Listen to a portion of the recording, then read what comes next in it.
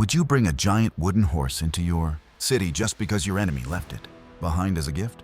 The people of Troy did, and it helped destroy their entire city. The Trojan War had already lasted for 10 long years. Thousands had died. The Greeks had tried everything, but they still could not break through Troy's massive walls. 10 years of war, and Troy still stood. So instead of fighting harder, the Greeks decided to fight smarter. One man came up with an impossible idea, a plan so strange that it would survive for more than 2,700 years. His name was Odysseus. He proposed something no one expected. Build a giant hollow wooden horse and hide soldiers inside it. Not a weapon, not a battering ram, a gift. According to legend, a master craftsman named Appius built the horse, and somehow, the craziest military strategy in history began with carpentry. Nobody knows exactly how large the Trojan horse really was. Ancient writers never recorded its measurements. Modern reconstructions often imagine it standing around 7 to 9 meters tall, about the height of a 3-story building. Imagine standing beneath something taller than your house, and being told it's a present. But that's not the craziest part. Depending on its size, timber, and construction, some modern estimates suggest the horse could have weighed between 20 and 40 tons. That is roughly the combined weight of several African elephants, or around 2 fully loaded city buses, and people supposedly dragged this enormous structure across the ground more than 3,000 years ago. Nah, the horse wasn't simply big, it had to be brilliantly designed, large enough to hide armed warriors, strong enough to support their combined weight.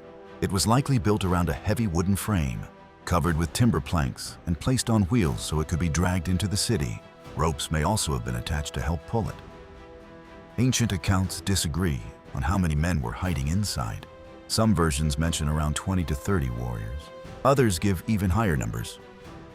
Among the famous names commonly linked to the horse were Odysseus, Menelaus, Diomedes, Neoptolemus, the son of Achilles, and Appius himself.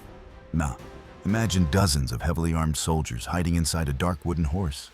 No talking, no coughing, no sneezing, and probably no toilet for hours, perhaps even longer. One sneeze might have changed history. Meanwhile, the rest of the Greek army pretended to give up. They burned their camp. They sailed away, and they left behind an enormous wooden gift. The Trojans believed the war was finally over. After 10 years, they thought they had won. They believed the horse was either a victory trophy or a sacred offering to the gods. But not everyone trusted the gift. Princess Cassandra warned the Trojans that bringing the horse into the city would end in disaster. Nobody listened. Then came a priest named Laocoon. He reportedly threw his spear into the wooden horse and warned the people about accepting gifts from the Greeks. Nobody listened to him either. Sometimes history isn't destroyed because people didn't know. Sometimes it is destroyed because people chose not to listen.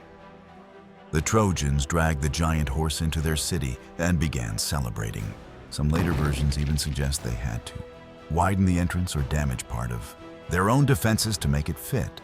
Think about that for a moment. The Greeks had failed to break Troy's walls for 10 years. Then the Trojans may have opened the way themselves. That night, while Troy slept, the hidden soldiers climbed out of the horse. They opened the city gates. The Greek army returned, and Troy fell.